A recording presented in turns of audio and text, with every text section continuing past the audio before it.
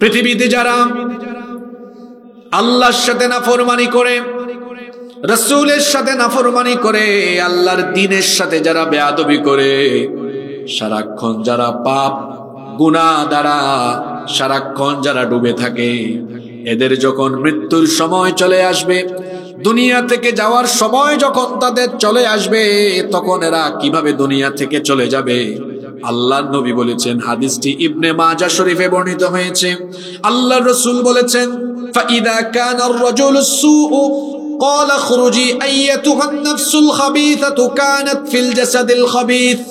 আল্লাহর নবী বলেছেন, যখন কোন পাপী তাপী নিকৃষ্ট লোকের মৃত্যুর সময় আসে, ফেরেশতা তখন তার নিকটে এসে তাকে বলে, উখরুজি আইয়াতুহান নাফসুল খাবিসাতু কানাত ফিল জাসাদিল খাবিস।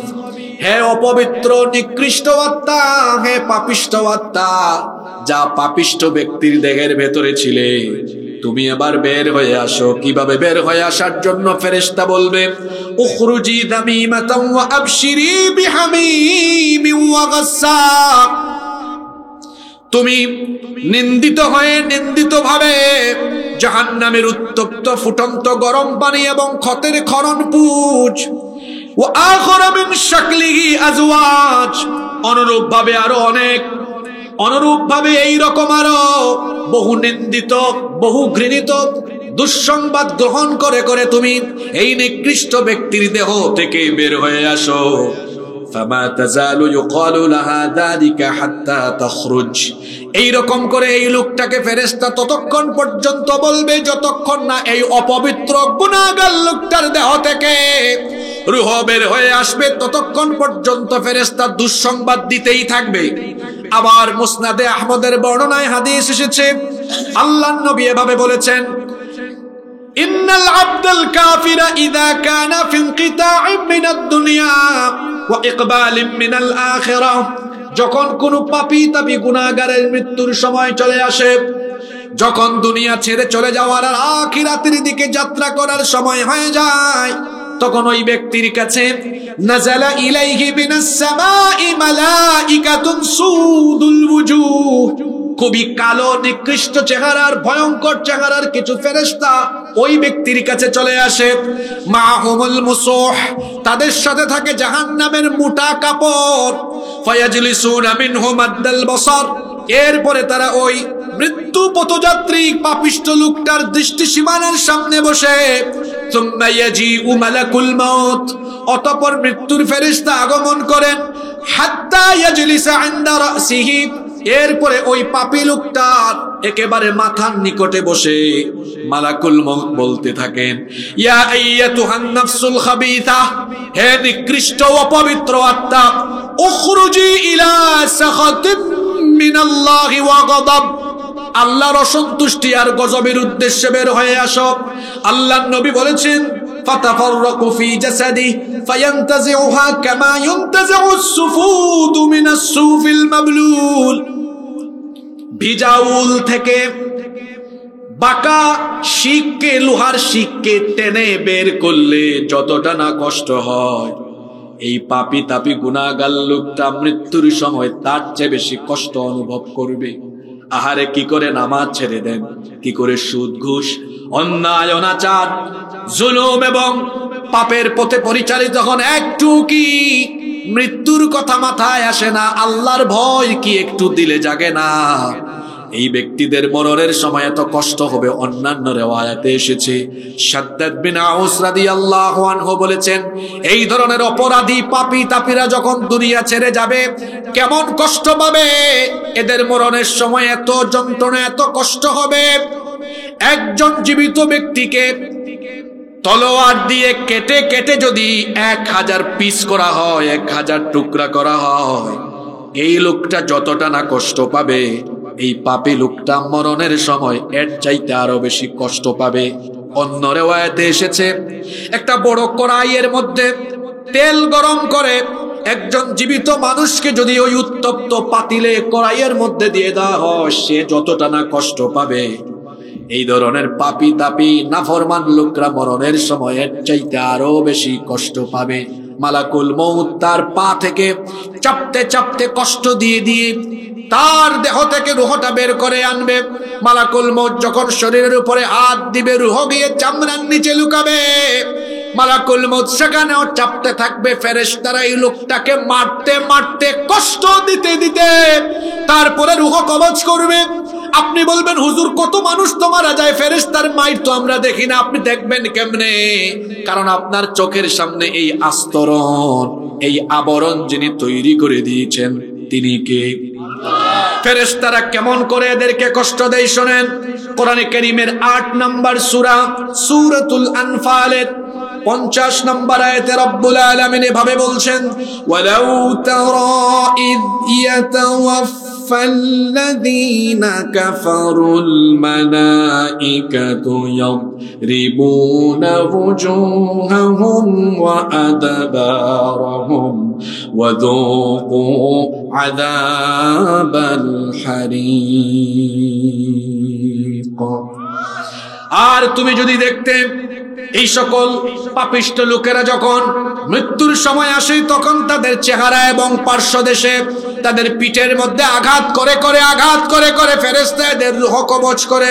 কোরআনে কারীমের 6 নম্বর সূরা সূরাতুল আনআমের 93 নম্বর আয়াতে আল্লাহ এভাবে বলছেন, ওয়ালাউ তারা ইযিয যালিমুনা ফি গামারাতিল মাউতি ওয়াল মালাইকাতু বাসিতু আইদিহিম أخرجوا أنفسكم اليوم تجزون عذاب الهون بما كنتم تقولون على الله غير الحق وكنتم عن آياته تستكبرون। الله تعالى বলছেন, ও নবী আপনি যদি দেখতেন জুলুম করতে করতে, গুনাহ করতে করতে যাদের মৃত্যুর সময় চলে আসে, ফেরেশতারা এদেরকে কি পরিমাণ আযাব, কি পরিমাণ কষ্ট দিয়ে দিয়ে জান হরণ করে। তখন ফেরেশতা এক পর্যায়ে এই লোকটাকে আঘাত করতে করতে ফেরেশতা নিজেই বলে, তোরে আর কত মারবো, তোর মতো পাপীকে আর আমাদের মারতে ইচ্ছা হয় না, তোরে মারতে মারতে এমন পর্যায়ে নিয়ে এসেছি পাপী, আখরিজু আনফুসাকুম, তোর নিজের জান তুই তোর নিজের হাতে বের করে দে।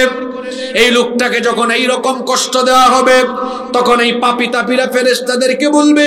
কোরআনে কারীমের 16 নম্বর সূরা সূরাতুন নাহলের 28 নম্বর আয়াতে আল্লাহ তাআলা বলছেন, আল্লাযীনা তাতাওয়াফাহুমুল মালাইকাতু যালিমি আনফুসিহিম ফাআলকাউস সালামা মা কুন্না না'মালু মিন সূ বালা ইন্নাল্লাহা আলীমুম বিমা কুনতুম তা'মালুন। আল্লাহ তাআলা বলছেন, এই পাপী তাপী লোকগুলোর মৃত্যুর সময় যখন আসবে, কষ্ট পেতে পেতে এরা যখন দিশেহারা হয়ে যাবে, তারা তখন ফেরেশতাদেরকে বলবে, মা কুন্না না'মালু মিন সূ, আমরা তো কোনো গুনাহ করি নাই, কেন আমাদের উপরে এত অত্যাচার করছো, কষ্ট দিচ্ছ, আযাব দিচ্ছ? এদেরকে তখন বলা হবে, বালা ইন্নাল্লাহা আলীমুম বিমা কুনতুম তা'মালুন, অবশ্যই তোমরা যা কিছু করেছো, দুনিয়াতে যত আকাম কুকাম করেছো, যত পাপ করেছো, সেগুলো আর কেউ না জানলেও সকল পাপের খবর যার কাছে আছে, গলার আওয়াজ বড় করে বলেন তিনি কে? এই পাপী তাপী লোকেরা বুঝে ফেলবে আজকে আর তার বাঁচার কোনো উপায় নাই, তখন সে অসহায় হয়ে যায়। অসহায়ত্বের সময় তার পরিস্থিতি কেমন হয়, এই অবস্থাও আল্লাহ কোরআনে কারীমে এভাবে তুলে ধরেছেন। কোরআনে কারীমের 75 নম্বর সূরা সূরাতুল কিয়ামা এর 26 নম্বর আয়াত থেকে আল্লাহ বলছেন, কাল্লা ইযা বালাগাতিত তারাকিয়া ওয়া কিলা মান রাক ওয়া যান্না আন্নাহুল ফিরাক ওয়ালতাফাতিস সাকু বিস সাকি ইলা রাব্বিকা রাব্বিকা ইয়াউমাইযিনিল মাসাক। আল্লাহ তাআলা বলছেন কখনো নয়, যখন এদের প্রাণ একেবারে গলা পর্যন্ত রূহ চলে আসবে, তাকে বলা হবে ওয়াকিলা মান রাক, কে আছে আজকে তোমাকে বাঁচানোর, কে আছে ঝাড় ফুঁক করার, কে আছে আজ তোমাকে রক্ষা করার। সেই দিন কি দুনিয়া থেকে চলে যাওয়া এই লোকটাকে কেউ বাঁচাতে পারবে নাকি? পুরুষের মতো জবাব দেন, বলেন কেউ কি বাঁচাতে পারবে নাকি? ওয়াদান্না আন্নাহুল ফিরাক, এই লোকটা বুঝে ফেলবে আজকে আর আমার রক্ষা নাই, সে বুঝে ফেলবে আজকে আমার দুনিয়া থেকে চলে যাওয়ার দিন। ওয়ালতাফাতিস সাকু বিসাক, সে তখন তার দুই পা খুলে দিবে, মৃত্যুর জন্য প্রস্তুত হয়ে যাবে। সে বুঝে ফেলবে আজকের এই দিন হলো ইলা রাব্বিকা ইয়াউমাইযিনিল মাসাক, আজকে আমার রবের কাছে চলে যাওয়ার দিন।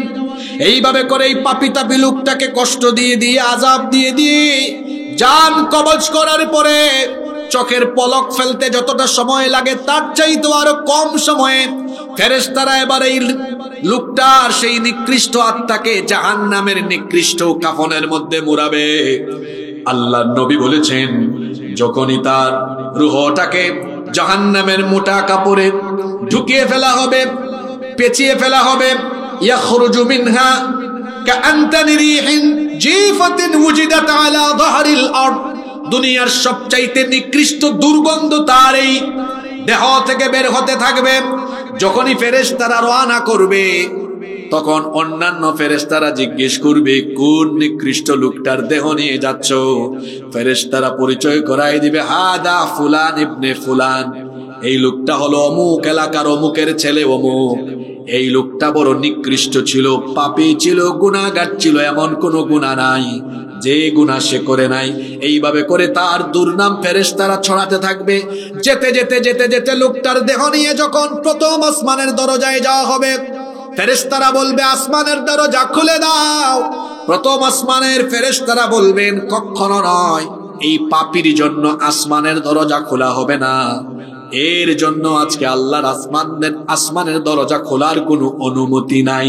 আল্লাহ তাআলা কোরআনে কারীমে কথাটা এইভাবে বলেছেন। কোরআনে কারীমের 7 নম্বর সূরা সূরাতুল আরাফের 40 নম্বর আয়াতে আল্লাহ বলছেন, লা তুফাত্তাহু লাহুম আবওয়াবুস সামাই ওয়া লা ইয়াদখুলুনাল জান্নাতা হাত্তা ইয়ালিজাল জামালু ফি সাম্মিল খিয়াত, উটের ছিদ্র, সুইয়ের ছিদ্র দিয়ে, বাবারা ভাইয়েরা একটু জুড়ে বলেন তো দেখি, সুইয়ের ছিদ্র বড় না ছোট? আপনারা সুই বলেন তো আপনাদের এলাকায় নাকি? আমাদের তো সিলেটে বাড়ি, আমাদের সিলেটে বলে ফুইস। সিলেটে কি বলে? আমার মাত আপনারা বুঝতে না, ইতা মা তো খুব সাংঘাতিক, বেড়াছাড়া লাগে জীব আপনারা, খুব কঠিন ভাষা। তো আমাদের সিলেটের সুইকে কি বলে এটা শিখাই যায় আপনাদেরকে। ফুইস কি বলে? ফুইস ফুইস।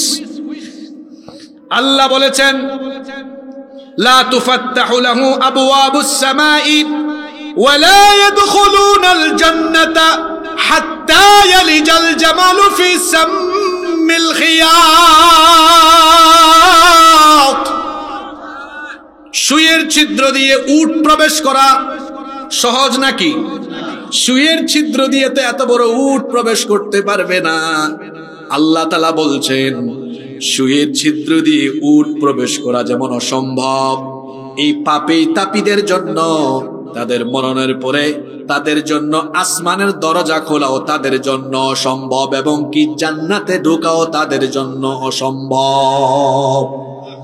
ফেরেশতারা বলবে, এই পাপী লোকটার দেহকে নিয়ে সিজ্জিনে রেখে দাও। সিজ্জিন কোন জায়গা? সিজ্জিন হলো যেখানে পাপী তাপীদের রূহকে সংরক্ষণ করে রাখা হয়। এইভাবে করে পাপী তাপী গুনাহগারদেরকে কষ্ট দিয়ে দিয়ে, আযাব আর যন্ত্রণা দিয়ে দিয়ে যার হুকুমে জান কবজ করা হবে তিনি কে? এমন মৃত্যু থেকে আল্লাহ সবাইকে হেফাজত করেন। আরো আসতে বলেন আমিন। এটা হলো পৃথিবী থেকে চলে যাওয়ার 1 নাম্বার ধরন। খুব আযাবের সাথে, কষ্টের সাথে, যন্ত্রণার সাথে। খবরদার, এটা তো সবার হাতেই আছে। এটার কথা কেন বলছি জানেন? এটা হচ্ছে আখিরি জামানার সবচেয়ে বড় ফিতনা। আপনার চরিত্র নষ্ট হওয়ার জন্য একটা জিনিসই যথেষ্ট। এই ফিতনা থেকে নিজেকে বাঁচান। নামাজ কাজা করার আগে এই হাদিসটা যেন মনে পড়ে যে খুব আযাবের সাথে যেতে হবে। ও মিয়া, কিসের এত বাহাদুরি করেন? এখানে বসেছেন, বাড়ি যাওয়ার তো কোনো ক্ষমতা আপনাদের নাই। কত মানুষ এমন আছে জায়গায় বসেছিল, সেখানেই মরণ চলে এসেছে। সুতরাং মৃত্যুর কথা মাথায় রাখেন। পৃথিবী থেকে চলে যাবেন আপনি, কেউ আপনাকে বাঁচাতে পারবে না। পৃথিবী থেকে যাওয়ার একটা ধরন হলো খুব খারাপ, খুব নিকৃষ্ট, খুব নিকৃষ্ট, খুব খারাপ। আরেকটা ধরন হলো খুব উত্তম, উৎকৃষ্ট, সর্বোত্তম। আল্লাহর রহমতের সাথে দুনিয়া থেকে সহজভাবে ইজ্জত নিয়ে, ঈমান নিয়ে আল্লাহর কাছে যাওয়া। সুবহানাল্লাহ। এই মৃত্যুটা কেমন হবে? এই মৃত্যুটা হবে এমন যে এই মানুষগুলো, আল্লাহ যাদেরকে সুন্দর মৃত্যু দিবেন, আল্লাহ যাদেরকে সহজ মৃত্যু দিবেন, আল্লাহ তাদেরকে মৃত্যুর আগ পর্যন্ত ঈমান আর আমলের উপরে রাখবেন। সুবহানাল্লাহ পড়বেন না? যাদেরকে আল্লাহ তাআলা উত্তম মৃত্যু দিবেন, যাদেরকে আল্লাহ তাআলা ভালো মৃত্যু দিবেন, মরণের আগ পর্যন্ত আল্লাহ তাআলা তাদেরকে নেক আমল করার তৌফিক দান করবেন। এজন্য হাদিস শরীফে এসেছে, এই হাদিসটি তিরমিজি শরীফের ভেতরে বর্ণিত হয়েছে। আল্লাহর নবী বলেছেন, ইদা আরাদাল্লাহু বিআবদিন খায়রান ইসতা'মালাহু। আল্লাহ যখন কোন ব্যক্তির কল্যাণ চান, তখন আল্লাহ তাআলা ওই ব্যক্তিকে কল্যাণের যোগ্য করে গড়ে তোলেন। সাহাবায়ে কেরাম কথাটা বুঝতে পারলেন না। তারা আল্লাহর নবীকে জিজ্ঞেস করলেন, ইয়া রাসূলুল্লাহ, মহব্বতে সকলে বলি সাল্লাল্লাহু আলাইহি ওয়াসাল্লাম, কাইফা ইস্তামিলুহু, আল্লাহ কিভাবে কোন ব্যক্তিকে কল্যাণের যোগ্য বানান? তখন নবীজি বললেন, ইউওয়াফিকুহু লিআমালিন সালিহিন ক্বাবলাল মাউত। আল্লাহ যখন কোন ব্যক্তিকে কল্যাণ লাভের যোগ্য বানান, আল্লাহ তখন দয়া করে ওই ব্যক্তিকে মৃত্যুর আগ পর্যন্ত নেক আমল করার তৌফিক দান করে দেন। বলেন তো দেখি, ইচ্ছা করলেই কি নেক আমল করা যায় নাকি? না, এর জন্য ইচ্ছা থাকতে হবে, হুকুম থাকতে হবে, তৌফিক থাকতে হবে। কার পক্ষ থেকে? আল্লাহ তাআলা বলেছেন, আল্লাহ নবী বলেছেন, যখন আল্লাহ কাউকে ঈমানের মৃত্যু দিতে চাইবেন, মৃত্যুর আগ পর্যন্ত আল্লাহ তাকে ঈমান আর নেক আমলের উপরে রাখবেন। কথাটা বোঝানোর জন্য একটা উদাহরণ দেই। কষ্ট হচ্ছে নাকি আপনাদের? এক সন্তান ছোট্ট 3-4 বছর বয়স, এ পুকুরে পড়ে যাচ্ছে। পুকুরে পড়লে সাঁতার তো জানে না, মারা যাবে। আপনারা বলেন তো, তখন মা এই দৃশ্য দেখলে, বাবা এই দৃশ্য দেখলে চেয়ে থাকবে না সন্তানকে গিয়ে ধরবে, আটকাবে? আপনারা বলেন না, আটকাবে না ছেড়ে দিবে? আচ্ছা, আপনার সামনে একটা ছেলে, আপনার সন্তান মনে করেন, আপনার সন্তান আগুনে পড়ে যাচ্ছে, পুড়ে যাবে পড়লে, আপনি কি এটা দেখবেন না তাহলে ধরবেন? কেন? সন্তানের প্রতি আপনার দয়া আছে, মায়া আছে। এই যে দয়া, এটার পরিমাণ, কোয়ান্টিটি কেমন? এবার হাদিস শুনেন, রহমতকে, দয়াকে আল্লাহ 100 টুকরা করেছেন। কথা বুঝে থাকলে পুরুষ মানুষের মতো জবাব দেন। রহমতকে, দয়াকে আল্লাহ কত টুকরা করেছেন? 100 টুকরা করে আল্লাহ 1 টুকরা ভাগ করে সবাইকে দিয়েছেন। এই 1 টুকরা ভাগ করে আমরা সবাই, পৃথিবীর সবাই পেয়েছে। আর আল্লাহ তার নিজের কাছে রেখে দিয়েছেন কত টুকরা? 99 টুকরা। তা আমাদের দয়া বেশি না আল্লাহর দয়া বেশি? আপনারা কি পুরাপুরি ফুলফিল 1 টুকরা পাইছেন? হ্যাঁ, না, পায় নাই। কি বলা যাবে না, পায় নাই, অল্প পাইছে। 1 টুকরা ভাগ করে সবাই পাইছে। এই অল্প একটু দয়া পাইয়া আমি আমার সন্তানকে আগুনে ফালাইতে দেই না। তো 99 টুকরা দয়া যার কাছে আছে, সে আল্লাহ কি কোনো ঈমানদারকে জাহান্নামের পথে দিবেন? হাদিসটা বুঝেন। আল্লাহ নবী বলেছেন, আল্লাহ যদি কোনো বান্দাকে ভালোবেসে ফেলেন, ওই বান্দাকে আল্লাহ জাহান্নামের পথে দিবেন না। আল্লাহ দয়া করে তারে টেনে এনে জান্নাতের পথে যাওয়ার জন্য নেক আমলের তৌফিক দিয়ে দিবে। আল্লাহ, তুমি আমাদেরকে তাদের কাতারে শামিল করে দাও। এই ধরনের নেককার ব্যক্তিরা যারা ঈমান আর আমলের উপরে টিকে থাকে, এদের যখন মৃত্যুর সময় আসবে, কেমনে তাদের মৃত্যু হয় শুনেন।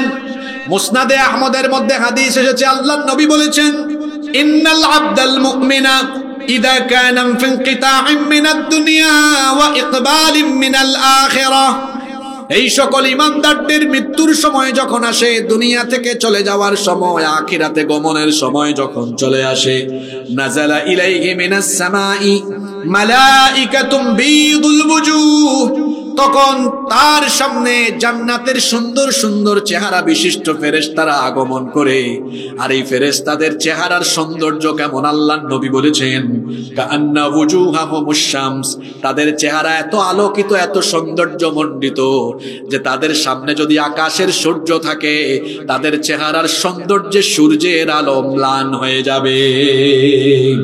এই রকম ফেরেশতারা এই নেককার লোকটার মৃত্যুর সময় আগমন করবে। মাআহুম কাফানুম মিন আকফানিল জান্নাহ, তাদের সাথে থাকবে জান্নাতের তৈরি কাফন। ওয়া হানুতুম মিন হানুতিল জান্নাহ, তাদের সাথে থাকবে জান্নাতের উত্তম সুগন্ধি। এরপরে হাত্তা ইয়াজলিসু মিনহু মাদ্দাল বাসার, এই জান্নাতি ফেরেশতারা লোকটার দৃষ্টি সীমানার সামনে বসবে। সুম্মা ইয়াজিউ মালাকুল মাউত, অতঃপর মালাকুল মাউত মৃত্যুর ফেরেশতা আসবেন। হাত্তা ইয়াজলিসা ইনদা রাসিহি, এরপরে মালাকুল মাউত এই নেককার লোকটার মাথার কাছে এসে বসবেন। তারপরে বলবেন, ফায়াকুলু ইয়া আইয়াতুহান নাফসুত তাইয়্যিবা উখরুজি ইলা মাগফিরাতিম মিনাল্লাহি ওয়া রিদওয়ান, হে পবিত্র আত্মা, হে উত্তম আত্মা, তুমি আল্লাহর ক্ষমা আর আল্লাহর সন্তুষ্টির উদ্দেশ্যে বের হয়ে আসো। তবে এটা বলার আগে ফেরেশতা ওই নেককার ব্যক্তিকে স্বয়ং মালাকুল মউত এসে আগে সালাম দিবে। সুবহানাল্লাহ কি বাড়ি গিয়ে বলবেন নাকি? আপনারা ঘুমাই গেলেন নাকি? মালাকুল মউত এসে আগে কি দিবে? ফেরেশতারা আগে এসে কি দিবে? আমি তো এটা বানায় বলছি না, শোনেন। কোরআনে কারীমের 16 নম্বর সূরা সূরাতুন নাহলের 32 নম্বর আয়াতে আল্লাহ তাআলা বলছেন, আল্লাযীনা তাতাওয়াফাহুমুল মালাইকাতু তাইয়্যিবিনা ইয়াকুলুনা সালামুন আলাইকুম উদখুলুল জান্নাতা বিমা কুনতুম তা'মালুন।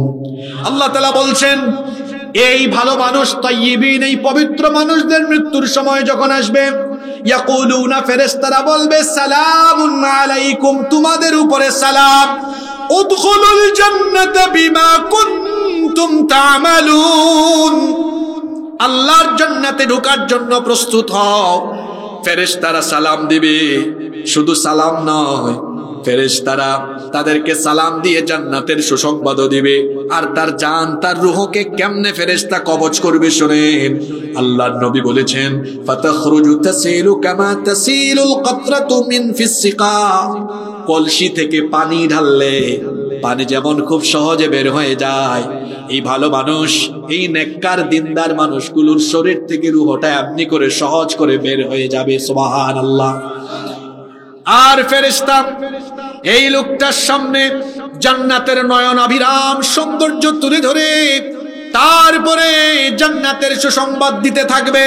কোরআনে কারীমের 41 নম্বর সূরা, সূরা হামিম আস-সাজদা এর 30 নম্বর আয়াতে আল্লাহ তাআলা বলছেন, ইন্নাল্লাযীনা ক্বালু রাব্বুনাল্লাহু সুম্মা ইসতাকামু তাতানাজ্জালু আলাইহিমুল মালাইকা আল্লা তাখাফু ওয়া লা তাহজানু ওয়া আবশিরু বিল জান্নাতিল্লাতী কুনতুম তুআদুন। আল্লাহ তাআলা বলছেন, ইন্নাল্লাযীনা ক্বালু রাব্বুনাল্লাহ, নিশ্চয়ই যারা ঘোষণা করে আল্লাহ আমার রব, আমাদের রব যিনি, গলার আওয়াজ বড় করে সবাই বলেন, তিনি কে? আল্লাহ আমার রব, এই রবি আমার সব। আল্লাহ আমার রব, এই রবি আমার সব। দমে দমে তনু মনে তারি অনুভব। আল্লাহ আমার রব, এই রবি আমার সব। বলেন আল্লাহু আকবার।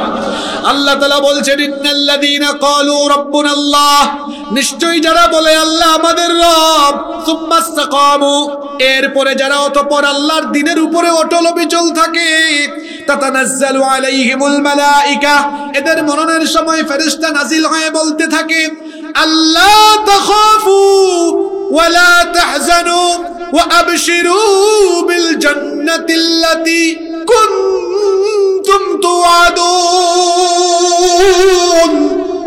ও আল্লাহর বান্দা, তোমার জন্য কোনো ভয় নাই, তোমার জন্য কোনো চিন্তা নাই, টেনশন নাই, তুমি আল্লাহর জান্নাতের সুসংবাদ গ্রহণ করো।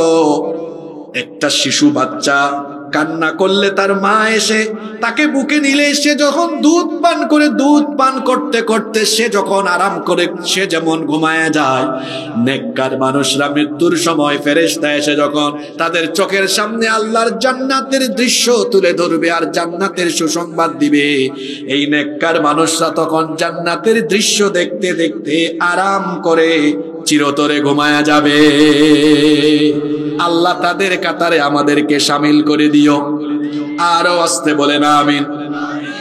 এই লোকদের রূহ কবজ করে ফেলার পরে চোখের পলক ফেলতে যত দেরি হয় তার চেয়ে আরো কম সময়ে এবার জান্নাত থেকে নিয়ে আসা জান্নাতি কাফনের মধ্যে এই নেককার ব্যক্তিদের রূহটাকে পেঁচিয়ে ফেলা হবে, আর এই রূহ থেকে দুনিয়ার সবচাইতে শ্রেষ্ঠ সুগন্ধ বের হতে থাকবে। সুবহানাল্লাহ। যখন তাকে নিয়ে আসমানের পানে রওনা করা হবে, ফেরেশতারা জিজ্ঞেস করবে, এটা কে? এর থেকে তো সুগন্ধি বের হয় কেন? তখন পরিচয় করে দেওয়া হবে, হাদা ফুলান ইবনে ফুলান, এ হলো ওই এলাকার অমুক ব্যক্তির ছেলে অমুক। মানুষটা বড় ভালো ছিল, আজান হলে সবার আগে নামাজ, আব্বা আম্মার খেদমত করতো, সুদ খাইতো না, ঘুষ খাইতো না, অজনে কম দিত না, পাপ করতো না, জুলুম করতো না, কোনো অন্যায় বিচার করতো না, লোকটা বড় নেককার ছিল। এই রকম করে ফেরেশতা তার সুনাম করতে করতে করতে করতে উপরের দিকে আসমানের দিকে যেতে থাকবে। আল্লাহু আকবার। প্রথম আসমানে যখন যাওয়া হবে, অনুমতি চাওয়া হবে, এক এক করে সব দরজা খুলে দেওয়া হবে। এই নেককার লোকটার দেহ নিয়ে 7 আসমানের উপরে ইল্লিন নামক একটা জায়গা আছে। ইল্লিন এটা আবার কি? এটা হলো নেককার ব্যক্তিদের রূহ রাখার জায়গা, আর পাপীদের রূহ রাখার জায়গার নাম হলো সিজ্জিন, এটা হলো নিচে, আর ইল্লিন হলো উপরে। আল্লাহ আমাদের সবাইকে ইল্লিনে শামিল করে দিও, বলেন আমিন। ইল্লিনের মধ্যে আছে নবী, সাহাবী, তাবেঈ, তাবে নেককার দিনদার মানুষদের রূহকে ইল্লিনে রেখেছেন কি? আল্লাহ আমাদেরকে ইল্লিনে শামিল করে দিও, বলেন আমিন। এরপরে বলা হবে, কবরে রাখার সাথে সাথে তার রূহটা আবার ফিরিয়ে দাও, কারণ কবরের জগৎ আছে না নাই? এইভাবে করে নেককার দিনদার লোকদের দেহকে যখন ইল্লিনের মধ্যে রিসিভ করা হবে, তখন এই লোকটাকে ফেরেশতারা এমন করে ওয়েলকাম করবে। কোরআনে কারীমের 89 নম্বর সূরা সূরাতুল ফজরের 27 নম্বর আয়াত থেকে আল্লাহ বলছেন, লোকটাকে তখন বলা হবে, এই আয়াতটা অনেকের মুখস্থ আছে, যারা পারেন আমার সাথে মহব্বতে পড়েন। তাকে বলা হবে, ইয়া আইয়াতুহান নাফসুল মুতমাইন্নাতু ইরজিই ইলা রাব্বিকি রাদিয়াতাম মারদিয়াহ ফাদখুলি ফি ইবাদি ওয়াদখুলি জান্নাতি। বলা হবে, হে প্রশান্ত আত্মা, হে পবিত্র আত্মা, ইরজিই ইলা রাব্বিকি রাদিয়াতাম মারদিয়াহ, তোমার রবের সন্তুষ্টির উদ্দেশ্যে ফিরে আসো। ফাদখুলি ফি ইবাদি ওয়াদখুলি জান্নাতি, আমার নেককার বান্দাদিগের সাথে জান্নাতে ঢুকায় তুমি জান্নাতে শামিল হয়ে যাও। আরো আস্তে বলেন সুবহানাল্লাহ। আল্লাহ এদের কাতারে আমাদেরকে শামিল করে দাও। এটা কোন মৃত্যু? খারাপ না ভালো? জোরে বলেন। অনুত্তম না উত্তম? এবার আমাকে জবাব দেন, এইরকম উত্তম মৃত্যু আমরা সবাই চাই কি চাই না? এই উত্তম মৃত্যুর আলামত আছে। আমি কিন্তু আলোচনার পয়েন্ট শুরুতেই বলে দিচ্ছি। বলছি প্রথমে আলোচনা করব পৃথিবী থেকে যাওয়ার কয়টা ধরন আছে বলছি। এখন এই যে উত্তম মৃত্যুর কথা বললাম, এবার আলোচনা করব উত্তম মৃত্যুর আলামত নিয়ে। উত্তম মৃত্যুর আলামত কি? আর শেষে দিয়ে আমল বলবো, যেগুলো হোমওয়ার্ক নিয়ে বাড়ি যাবেন। কিছু আমলও তো লাগবে, আমল লাগবে না? এই উত্তম মৃত্যুর আমল বলবো শেষে। এখন বলবো উত্তম মৃত্যুর আলামত কয়টি। উত্তম মৃত্যুর আলামত হলো 7টি। কথা বুঝে থাকলে বলেন, উত্তম মৃত্যুর আলামত মোট কয়টি? আপনারা আছেন না ঘুমাই গেছেন? মূল কথা এখন আসবে। এখন দেখবেন আপনার গ্রামে সমাজে আপনার দেশের সাথে অনেক কথা একদম খাপে খাপ মিলে যাবে। ঘুমায় গেছেন নাকি? উত্তম মৃত্যুর আলামত কয়টা? নাম্বার 1, 1 নাম্বার উত্তম মৃত্যুর একটা আলামত হলো, আল্লাহ তো উত্তম মৃত্যু আল্লাহর পছন্দের বান্দাদেরকে দেন, এজন্য মরণের আগ পর্যন্ত এই লোকটার জীবনকে আল্লাহ বালা মুসিবত আর বিপদ দিয়ে ভরপুর করে রাখেন। মনে রাখবেন, আদ-দুনিয়া সিজনুল লিল মুমিন ওয়া জান্নাতুল লিল কাফির। দুনিয়া হলো মুমিনের জেলখানা আর কাফিরের জন্য কি? জান্নাত, বেহেশত। আমরা যারা ঈমানের পথে আছি আমরা জানি ঈমানের পথ কণ্টকাকীর্ণ, কাঁটায় ঘেরা, রক্তমাখা পিচ্ছিল পথ। আমরা জানি এটা কুসুমাস্তীর্ণ বা ফুল বিছানো নয়।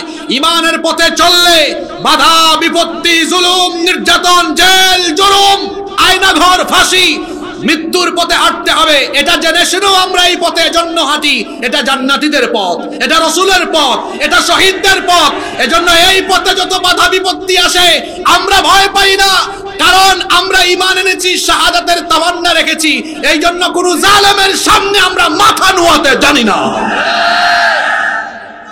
হ্যাঁ দাঁড়ান ভাই, এখন স্লোগান দিয়ে টায়ার্ড হইয়েন না, কারণ সামনে স্লোগানের আরো বহুত সুযোগ পাবেন। তো আগে যদি টায়ার্ড হয়ে যান পরে তো একদম গুমরা মুখে বসে থাকবে। কষ্ট হচ্ছে আপনাদের? কষ্ট পাইছেন আপনি? আমি আপনারই সুযোগ দিব, আমি টার্গেট করে রাখছি আপনাকে। তবে উনি একদিক দিয়া সফল শ্রোতা। কেন? একটা ক্লাসে অনেক ছাত্র থাকে কিন্তু শিক্ষকের মনোযোগ আকর্ষণ সবাই করতে পারে না। এই মাহফিলেও হাজার হাজার শ্রোতা আছে, কিন্তু এই ভাই কৌশল করে কিন্তু আমার টার্গেট নিয়ে ফেলছে। এজন্য শ্রোতাও খুব কৌশলী শ্রোতা। আল্লাহ আমার ভাইকে কবুল করে। সম্মানিত ভাইয়েরা, সম্মানিত বাবারা, বলছিলাম উত্তম মৃত্যুর প্রধান আলামত হলো এই লোকটার জীবনে বালা মুসিবত আসবে, কম না বেশি? উত্তম মৃত্যু মানে আপনারা আবার বুঝেন না যে এই লোকের জীবনে রোগ থাকবে না, কষ্ট থাকবে না, বিপদ আসবে না। লোকটার ফাঁসি হতে পারে। আপনি বাহ্যিক দৃষ্টিকোণ থেকে ভাবতেছেন লোকটার খুব কষ্ট হয়েছে, আসলে না, এটা উত্তম মৃত্যুর আলামত। কারণ আল্লাহ যাকে ভালোবাসেন যত বেশি তাকে পরীক্ষায় ফেলেন তত। এটা আমার নিজের বানানো কথা নয়, বুখারী শরীফের হাদিস। আল্লাহর নবী বলেছেন, মান ইউরিদিল্লাহু বিহি খায়রান ইউসিবু মিন। আল্লাহ যেই ব্যক্তির কল্যাণ চান, আল্লাহ যেই ব্যক্তির ভালো চান, মঙ্গল চান, ইউসিবু মিন, আল্লাহ ওই ব্যক্তিকে মুসিবত দেন বেশি, দুঃখ দেন, ওই ব্যক্তিকে আল্লাহ কষ্ট দেন, রোগ দেন, ওই ব্যক্তিকে আল্লাহ দুঃখকর পরিস্থিতিতে, নির্যাতনের পরিস্থিতিতে ফেলে দেন। দেখেন তিরমিজি শরীফে আরেকটা হাদিস এসেছে, সাহাবীরা একবার আল্লাহর নবীকে গিয়ে প্রশ্ন করলেন, আইয়ুন নাসি আশাদ্দু বালাআন, সবচাইতে বেশি দুনিয়াতে পরীক্ষার সম্মুখীন হয়েছেন কারা? এই প্রশ্ন করা হলো নবীজিকে। প্রশ্ন করা হলো দুনিয়াতে সবচেয়ে বেশি পরীক্ষা দিয়েছেন কারা? আল্লাহর নবী বললেন, আল আম্বিয়া আলাইহিমুস সালাম। দুনিয়াতে সবচেয়ে বেশি পরীক্ষা দিয়েছেন নবীরা। দুনিয়াতে সবচেয়ে বেশি পরীক্ষা দিয়েছেন কারা? আরো জোরে বলেন কারা? কেমন পরীক্ষা শুনেন। জাতির পিতা ইব্রাহিম আলাইহিস সালাম পরীক্ষা দিতে দিতে আগুনের পরীক্ষা পর্যন্ত দিয়েছেন। জাকারিয়া আলাইহিস সালামের পরীক্ষার কথা জানেন, অনেক নবীকে কাফেরেরা করাত দিয়ে কেটে 2 টুকরা করে দিয়েছে। নবীরা ঈমানি পরীক্ষা দিয়েছেন সবচাইতে বেশি। আমার নবীও এমন পরীক্ষা দিয়েছেন, তায়েফের ময়দানে রক্তাক্ত হয়েছেন, উহুদের ময়দানে আমার নবীর দান মুবারক শহীদ হয়েছে। আল্লাহু আকবার। এইভাবে করে নবীরা ঈমানের পরীক্ষা দিয়েছেন সবচেয়ে বেশি। নবীদের পথ যারা অনুসরণ করবে তারাও পরীক্ষা দেওয়া লাগবে। এমন পরিস্থিতি আসবে বাড়িতে থাকা যাবে না, মামলা হয়ে যাবে। গত 17 বছর এমন পরিস্থিতি ছিল কি ছিল না? মাহফিলের স্টেজে আসছে, আজকে দেখলাম পুলিশ ভাইরা আছেন, তারা আগেও আসলে ভালো ছিলেন, কি আর করবে, চাপ খাইয়া তারা বিভিন্ন সময় হুজুরদেরকে অ্যারেস্ট করছে। মাহফিলে আসলে তারা আমাদেরকে খালি খুঁচাইতো, হুজুর এইটা বললেন না, ওইটা বললেন না। সময় এখন বদলে গেছে, এখন পুলিশ ভাইরা আসে, হুজুরকে কিছু বলে না, তারাও বসে ওয়াজ শুনে, বাধাও দেয় না। সময়টা কেমনে বদলাইলো দেখেন, পুলিশও এখন জনগণের সাথে ওয়াজ শুনে। ওয়াতিলকাল আইয়ামু নুদাউলুহা বাইনান নাস। আল্লাহ কোরআনে বলেছেন, এইভাবে সময়কে পরিবর্তন করে দেন কে? এদেশে ইসলাম থাকবে, ইসলাম বিরোধীরা থাকবে না। কারণ এই দেশে পূর্ব দিকে সূর্য উঠে আজানের ধ্বনি শুনে, আজানের ধ্বনির মাধ্যমে আবার সন্ধ্যাবেলা এই দেশে সূর্য ডুবে। সুতরাং এই দেশে ইসলামকে যারা নির্মূল করতে চাইবে তারা নিজেরা নির্মূল হয়ে দেশান্তরিত হয়ে পালিয়ে যেতে বাধ্য হবে। আমরা কোথাও যাইনি তো, আমাদেরকে বলতো পাকিস্তানে পাসপোর্ট আছে তো, ইমিগ্রেশনে তো কোনোদিন, দেশের বাইরে তো যাই মাঝে মাঝে, কোনোদিন পুলিশ, ইমিগ্রেশন পুলিশ তো দেখে নাই পাকিস্তানে গিয়েছি। কিন্তু আমাদেরকে যারা পাকিস্তানি রাজাকার বলে, ওদের পাসপোর্টটা একটু নিয়ে দেখেন, পাসপোর্টের মধ্যে ভারতীয় সিল আছে, ভারত যাওয়া আসা করে। আমরা তো পাকিস্তান যাইনি, যাবো না, যাওয়ার দরকার নাই। কারণ আমরা আমাদের দেশকে পাকিস্তান বানাতে চাই না, আমরা আমাদের দেশকে মদিনার আদলে, আমরা আমাদের দেশকে রাসূলুল্লাহর দেখানো পথে সেই আদলে প্রতিষ্ঠা করতে চাই। আমরা এই দেশকে পাকিস্তান, আফগানিস্তান বানাতে চাই না, আমরা এই দেশকে রাসূলের তৈরি করা মদিনা রাষ্ট্রের আলোকে কল্যাণমুখী রাষ্ট্র বানাতে চাই। আমাদেরকে বলে পাকিস্তানি রাজাকার, অথচ তারা আমাদের পাসপোর্টে পাকিস্তানি সিল পায় না, উল্টা তাদের পাসপোর্টে পাওয়া যায় ভারতীয় ইমিগ্রেশনের সিল। তার মানে প্রমাণ হয় আমাদেরকে যারা পাকিস্তানি রাজাকার বলে, এগুলো প্রত্যেকটাই এক একটা ভারতীয় রাজাকারের জন্য সেখানেই পালিয়ে গিয়েছে। কষ্ট পেয়েছেন নাকি?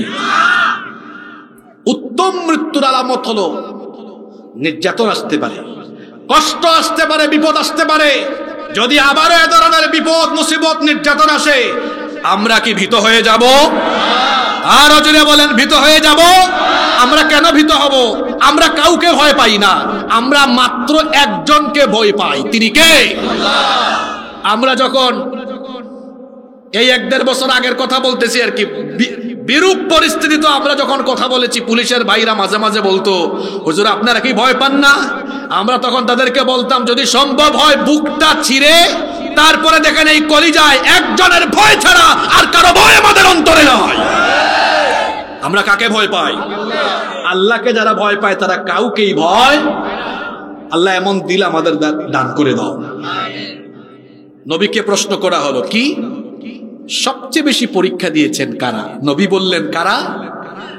আপনারা কথা বলছেন না কেন? আম্বিয়া, নবী আলাইহিমুস সালাম।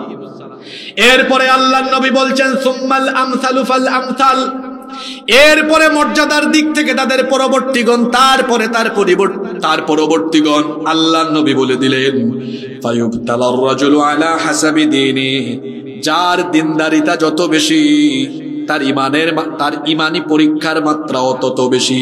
ফা ইন কানা দীনুহু সুলবান ইশতাদ্দা বালাউ, যার দিনের উপরে টিকে থাকা যত বেশি, যে ব্যক্তি দিনের উপর টিকে থাকবে তার পরীক্ষার মাত্রাও তত বেশি হবে। ওয়া ইন কানা ফি দীনিহি রিক্কাতান উবতুলিয়া আলা হাসাবি দীনি, যে ব্যক্তির ঈমান হালকা তার পরীক্ষাও হালকা, যার ঈমান শক্ত তার পরীক্ষাও শক্ত।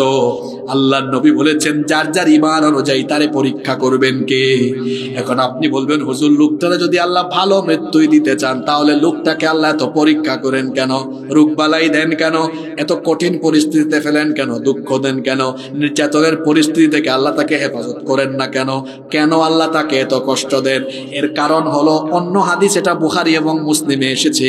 আল্লাহর নবী বলেছেন, এর মাধ্যমে আল্লাহ তাআলা ওই ব্যক্তির ঈমানকে পাকাপুক্ত করে তার জীবনের যত গুনাহ আছে সকল গুনাহকে ধুয়ে মুছে সাফ করে দিয়ে তার আমলনামাকে একেবারে গুনাহ মুক্ত করে আল্লাহ তারপরে তার প্রিয় বান্দাকে তার কাছে নিতে চান। আল্লাহ তাদের কাতারে আমাদেরকে শামিল করে দাও। আরো আসতে বলে না আমিন। তাহলে ভালো মৃত্যুর আলামত, এই লোকটার জীবনে পরীক্ষা কম আসবে না বেশি আসবে?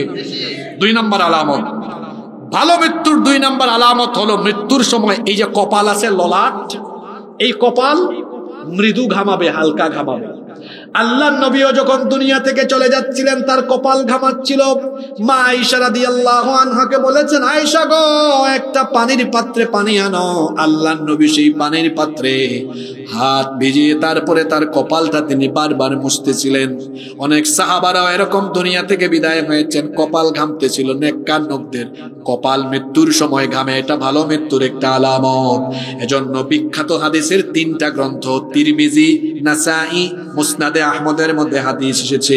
আল্লাহর নবী বলেছেন, আল মুমিনু ইয়ামুতু বিআরাকিল জাবিন, মুমিন ব্যক্তির মৃত্যুর সময় কপাল থেকে মৃদু ঘাম বের হয়, মৃদু ঘাম নিয়ে তারা দুনিয়া থেকে চলে যায়। এটা হলো ভালো মৃত্যুর 2 নম্বর আলামত। ভালো মৃত্যুর 3 নম্বর আলামত হলো এই মৃত্যুটা হতে পারে জুমার রাতে বা জুমার দিনে। জুমার রাতে বা জুমার দিনে যারা মারা যায়, আল্লাহ রসুল বলেছেন এটা ভালো মৃত্যুর আরেকটা আলামত। আপনি আবার ভাবিয়েন না তার মানে বেঈমানও যদি জুমার রাতে বা জুমার দিনে মারা যায় এটাও ভালো মৃত্যুর আলামত নাকি? না, ভালো মৃত্যুর আলামত হবে তখন লোকটার মধ্যে ঈমান থাকবে যখন আল্লাহর নবী বলেছেন, মা মিন মুসলিমিন ইয়ামুতু ইয়াউমাল জুমুআতি আও লাইলাতাল জুমুআতি ইল্লা ওয়াকাহুল্লাহু ফিতনাতাল কবর। যে ঈমানদার, যে মুমিন বান্দার জুমার রাতে বা জুমার দিনে মরণ হয়, যদি লোকটার মধ্যে ঈমান থাকে, আর যদি মরণটা জুমার রাতে বা দিনে হয়, জুমার দিনের বা রাতের বিশেষ মর্যাদার কারণে ওই লোকটাকে কবরের শাস্তি থেকে যিনি বাঁচায়া দিবেন তিনি কে? ভালো মৃত্যুর 4 নম্বর আলামত হলো শহীদি মৃত্যু পাওয়া, শাহাদাত নসিব হওয়া। যত রকমের মৃত্যু আছে তার মধ্যে সবচাইতে সেরা, সবচাইতে শ্রেষ্ঠ মৃত্যু হলো শাহাদাতের মৃত্যু। আমার দিকে সবাই তাকান, এদিকে এদিকে এদিকে তাকান। সবচাইতে শ্রেষ্ঠ মউত কিসের মউত? জোরে বলেন, কিসের মউত? শাহাদাতের মউত। কোন ব্যক্তি যদি বিভিন্ন অসুখে বিসুখে আক্রান্ত হয়ে মারা যায় কিংবা স্বাভাবিকভাবে সে মারা যায়, বলেন তো মরার পরে সকলের জন্য হিসাব আছে না নাই? বিচার আছে না নাই? মরার পরে সকলের জন্য হিসাব আছে, বিচার আছে। কিন্তু একমাত্র শহীদ যারা হিসাব বা বিচারের সম্মুখীন হবে না, তারা যারা শহীদ হবে, আল্লাহ তাদেরকে বিনা হিসাবে বিনা বিচারে জান্নাত দিয়ে দিবে। কথাটা আবার বলি, বিনা হিসাবে বিনা বিচারে। আবার বলি, বিনা হিসাবে বিনা বিচারে। কথাটা যেহেতু গুরুত্বপূর্ণ 3 বার আবার বলি, বিনা হিসাবে বিনা বিচারে। হিসাব ছাড়া, বিচার ছাড়া আল্লাহ জান্নাতের দরজা খুলে দিয়ে বলবেন, যা, পুরা জান্নাতটাই তো। সুবহানাল্লাহ। কিভাবে মারা গেলে? জোরে বলতে হবে, কিভাবে মারা গেলে? সবচেয়ে শ্রেষ্ঠ মওত কোন মওত? শাহাদাতের মওত। কারণ এই মওতের কোনো হিসাব নাই, বিচারও নাই। এই জন্য স্বয়ং আল্লাহর নবী মুহাম্মদুর রাসূলুল্লাহ, আমরা বলি সাল্লাল্লাহু আলাইহি ওয়াসাল্লাম, তিনি নিজেই বলতেন, আমার মন চায় জিহাদের ময়দানে গিয়ে আমি শহীদ হয়ে যাই, এরপরে আবার আমাকে যদি আল্লাহ জীবন দেন, আবার আমার ইচ্ছে করে শহীদ হয়ে যাই। আবার যদি আমাকে জীবন দেওয়া হয়, মনটা চায় আবার আমি শহীদ হয়ে যাই। সাহাবারাও শহীদ হওয়ার জন্য এমন পাগল পাড়া ছিলেন। ও আমার যুবক ভাইয়েরা শুনেন, আপনি যখন বিয়ে করেন তখন তো আপনি অফিসের বসকে বলেন কিংবা বন্ধুদেরকে বলেন, দোস্তরা আগামী 30 দিন 1 মাস ডিস্টার্ব করো না, নতুন বিয়ে করতেছি, বউ নিয়ে অনেক রোমান্স করা দরকার। বিয়ের পরে দেখা যায় অনেকে বন্ধুর সাথে দেখা করে না। নতুন নতুন বিয়ে করলে দেখবেন 2 সপ্তাহ 3 সপ্তাহ বাড়ি থেকেও বেশি বের হয় না।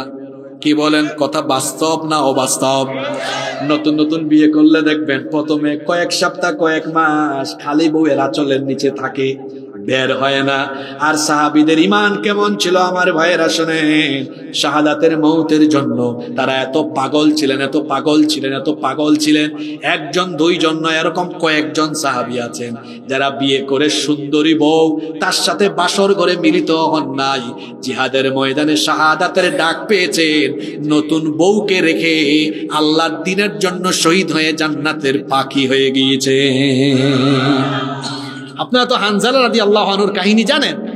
ওই মুতার যুদ্ধের আরেক সাহাবী আছেন আব্দুল্লাহ বিন রাওয়াহা, এত সুন্দরী স্ত্রী, বাসর ঘরে বিদায় নিয়েছেন। বউ বলেছেন, আজকে বাসর ঘরে আমাকে অল্প একটু সময় দিয়ে যান, একটু দেখা করেন। তিনি বলেছেন, তোমার যদি ভালো নিয়ত থাকে আমার সাথে দেখাই করার, বিবি অপেক্ষা করো, জান্নাতে তোমার সাথে আমার দেখা হবে, বাসর হবে। সুবহানাল্লাহ। কি জাতের ঈমান ছিল, কি জাতের ঈমান ছিল। নতুন বউ রেখে শহীদ হয়েছেন কেন? শাহাদাতের মৌত এমন মৌত কি নাই, হিসাবও নাই, বিচারও। ওমর রাদিয়াল্লাহু আনহুর নাম আমরা সবাই জানি, তাই তো? ওমর রাদিয়াল্লাহু আনহু সব সময় একটা দোয়া করতেন, তিনি বলতেন আল্লাহুম্মা রযুকনি শাহাদাতান ফি সাবিলিক ওয়াজআল মাউতি ফি বালাদি রাসূলিক। হে আল্লাহ, তুমি তোমার বান্দাই ওমরকে রাসূলের শহরে মৃত্যু দিও, আর মরণের সময় শাহাদাতের মৃত্যু আমাকে নসিব করে দিও। মরতেই হবে যখন শহীদি মরণ দিও আমাকে, মরতেই হবে যখন শহীদি মরণ দিও আমাকে। শাহাদাত জানি শুধুই জীবন, সে মরণ দিও আমাকে, মরতেই হবে যখন শহীদি মরণ দিও আমাকে। আমাকে শহীদ করে সেই মিছিলে শামিল করে নিও, যেই মিছিলের নেতা আমির হামজা হুবাইব খাব্বাব আল্লাহর ছিল যারা অতি প্রিয়, শহীদ করে নিও। বলেন আমিন। শাহাদাতের মৌত এমন মৌত, শহীদ হয়ে যারা দুনিয়া থেকে যায় আল্লাহ নিষেধ করেছেন খবরদার এদেরকে মৃত বলো না। কোরআনে কারীমের 3 নম্বর সূরা, সূরা আলে ইমরানের 169 নম্বর আয়াতে আল্লাহ তাআলা বলছেন ওয়ালা তাহসাবান্নাল্লাযীনা কুতিলু ফি সাবিলিল্লাহি আমওয়াতা বাল আহইয়াউন ইনদা রাব্বিহিম ইরযাকুন। আর যারা আল্লাহর পথে জীবন দেয় তাদেরকে তোমরা মৃত বলো না, বরং তারা হলো জীবিত, কিন্তু তোমরা তা বুঝতে পারো না। তাদেরকে যিনি মরণের পরে আল্লাহর পথে জীবন দিয়ে শহীদ হওয়ার পরে এদেরকে যিনি রিজিক দান করেন, জান্নাতি রিজিক যিনি দান করেন, তিনি কে?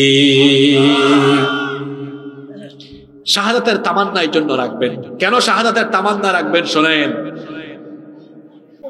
মৌত, যে মৌতের পরে হিসাব নাই, বিচারও নাই, এরকম শাহাদাতের মৌত। ঘুমায় গেছেন নাকি? এইরকম শ্রেষ্ঠ মৌত আপনারা চান কি চান না? কারা কারা চান না হাত তুলেন। ঘুমন্ত পাবলিকদেরকে খুঁজে পাওয়া গেছে। কারা কারা চান এবার হাত তুলেন। হয়েছে, এই দাঁড়ান, তাকবীর দেন, হাতটা একটু বাবারা ভাইয়েরা তুলে রাখেন। সত্যি মন থেকে আশাটা করছেন তো? একদম দিলটা। আমি সুসংবাদ দিব একটা, এখনই একটা সুসংবাদ দিব। এই সুসংবাদ দেওয়ার আগে পরিষ্কার দিলে বলেন, সত্যিকার অর্থে দিলে শহীদি আশা আছে তো? হাত তুলে বলেন, শহীদি আশা আছে তো? আমি শেষবার বলছি, সুসংবাদটা দেওয়ার আগে দিল সাফ করে বলেন, আজকের এই মাহফিলে সত্যিকার অর্থে বলেন, দিলের মধ্যে শহীদি আশা আছে তো? এবার হাত নামায়া সুসংবাদটা শোনেন। এখন যারা দিল পরিষ্কার করে, অনেক ছেলেদেরকে দেখছি মুচকি মুচকি আইছে হাত তুলছে, যারা ঠাট্টা করে হাত তুলছে তাদের হাত তুলছে, তাদের জন্য সুসংবাদটা নয়। কিন্তু যারা সত্যিকার অর্থে দিল থেকে আশা করে হাতটা তুলেছে তাদের জন্য এবার আল্লাহর নবীর সুসংবাদটা আজকে দিয়ে যাচ্ছি। আল্লাহর নবী বলেছেন, মান সাআলাল্লাহু শাহাদাতি বিসিদকিন বাল্লাগাহুল্লাহু মানাজিলাশ শুহাদাই ওয়া ইম্মাতা আলা ফিরাশিহি। আল্লাহর নবী বলেছেন, সত্যিকার অর্থে প্রকৃত পক্ষে যারা দিল থেকেই শাহাদাতের আশা পোষণ করে, এই লোকগুলো যদি জীবনে শহীদ না হয় মারা যায়, অন্তরের মধ্যে শাহাদাতের তামান্না থাকার কারণে মৃত্যুর পরে আল্লাহ তাদেরকে শাহাদাতের শহীদি মর্যাদা দান করে দিবে। আজকে যারা পরিষ্কার নিয়তে হাত তুলছেন, আমি আল্লাহর উপর ভরসা করে বলতে পারি, যদি এরা শহীদ নাও হয়, যদি পরিষ্কার দিলে হাত তুলে থাকে, আমি আশাবাদী রাসূলের এই হাদিসের আলোকে প্রত্যেককেই আল্লাহ শহীদি মর্যাদা দিবেন ইনশাআল্লাহ। অন্তরের জন্য আমরা শাহাদাতের তামান্না রাখবো, জোরে বলি ইনশাআল্লাহ। এবার একটু খেয়াল করে শোনেন, আল্লাহর পথে জিহাদের ময়দানে গিয়ে শহীদ না হয়েও এমন কিছু মৃত্যু আছে যে মৃত্যুর মর্যাদা আবার শহীদি মর্যাদা হয়ে যায়। এমন কিছু মৌত আছে এই পন্থায় যারা মারা যায় এদেরকে শহীদি মর্যাদা দিয়ে দেন কে? এই ধরনের কয়েক প্রকার লোক আছে, শুনেন তারা কারা। মুয়াত্তা মালিকে আবু দাউদে এই হাদিসটা এসেছে, আল্লাহর রাসূল বলেছেন আল মাতউন শহীদ, মহামারীতে যারা আক্রান্ত হয়ে মারা যায়, যে সকল ইমানদাররা মহামারীতে মারা যায় এদেরকে শাহাদাতের মর্যাদা দিবেন কে? 2 নম্বর ওয়াল গারিকু শহীদ, পানিতে ডুবে যারা মারা যায় সেই সকল ইমানদারদেরকে শহীদি মর্যাদা দিবেন কে? এখন আপনারা আবার এই হাদিসটা শুনা আজকে রাতে যাওয়ার সময় পুকুরে ডুব দিয়ে মরে যাইয়েন না, যে হুজুর তো বলছে পানিতে ডুবে মরলেই শহীদ, তো শহীদ হইতে দেরি করবো কেন, আজকেই শহীদ হয়ে যায়। কথা বুঝতে হবে, এটা যদি পরিস্থিতির সম্মুখীন হয়ে কেউ এরকম হয়, এরকম হয় তো মাঝে মাঝে। এক লোক মাহফিলে আসছিল, বুঝছেন, ওয়াজ শুনতেছে, হুজুর পাগড়ির বয়ান আলোচনা করছে। এখন লোকটা যাওয়ার সময় মাঝপথে পড়ে গেছেন নদী, করবে কি, কয় পাগড়ির যে ফজিলত শুনছি, এখন পাগড়ি একটু এই জায়গায় বাঁধতেই ফেলি, এরপরে লুঙ্গি খুললা পাগড়ি বাঁধতে ফেলছে মাথায়। একই সঠিক বুঝছে না ভুল বুঝছে? তো এখন আমি হাদিস বললাম পানিতে ডুবে মরলে শহীদ, যাওয়ার সময় যদি কোনো মহিলা বা কোনো পুরুষ কয় আজকেই শহীদ হইতাম, আজকে রাতেই শহীদ হওয়া লাগবে, এরপরে পানিতে ডুবে মরে, এটা কি সত্যটা বুঝলো না ভুল বুঝলো? এটা হচ্ছে পরিস্থিতি। এমন ভয়াবহ বন্যা আসছে, ডুবের মধ্যে ছিল, ডুবে মারা গেছে। এই যে 2022 সালে সিলেটে বন্যা হয়েছে না, এই যে আবার গত বছর ফেনী, চট্টগ্রাম, নোয়াখালী এইসব অঞ্চলে বন্যা হয়েছে না, এরকম পরিস্থিতি হয়েছে, হঠাৎ করে মারা গেছে। আল্লাহ ইমান থাকলে শহীদি মর্যাদা দিবেন, সুবহানাল্লাহ। হাদিসটা আবারও বলি, আল মাতউন শহীদ, মহামারীতে আক্রান্ত হয়ে যে সকল ইমানদাররা মারা যায় তাদেরকে শহীদি মর্যাদা আল্লাহ দান করবেন। 2 নম্বর ওয়াল গারিকু শহীদ, যারা পানিতে ডুবে মারা যায় তারাও শহীদ। ওয়া সাহিবু যাতিল জামবি শহীদ, শত্রুর পক্ষাঘাতে যারা মারা যায় তারাও শহীদ। ওয়াল মাবতুনু শহীদ, পেটের পীড়ায় যারা মারা যায় তারাও শহীদ। ওয়া সাহিবুল হারিকি শহীদ, আগুনে পুড়ে যারা মারা যায় এই সকল ইমানদারদেরকেও শহীদি মর্যাদা দান করেন কে? 6 নম্বর ওয়াল্লাযী ইয়ামুতু তাহতাল হাদামি শহীদ, যারা বিল্ডিং চাপা পড়ে, প্রাচীর ধসে বা ভূমি ধসে মারা যায় এরাও শহীদদেরকে আল্লাহ শহীদি মর্যাদা দিবেন। 7 নাম্বার হলো মহিলা প্যান্ডেলে আমার অনেক মা বোনেরা আছে, আহারে কত কষ্ট করে আমার মায়েরা পেটে সন্তান ধারণ করেন। এমন বহু মহিলা আছেন, বহু মা আছেন, সন্তান জন্ম দিতে গিয়ে ডেলিভারির সময় অনেক মায়ের মরণ হয়ে যায়। এরকম চিত্র আছে না নাই?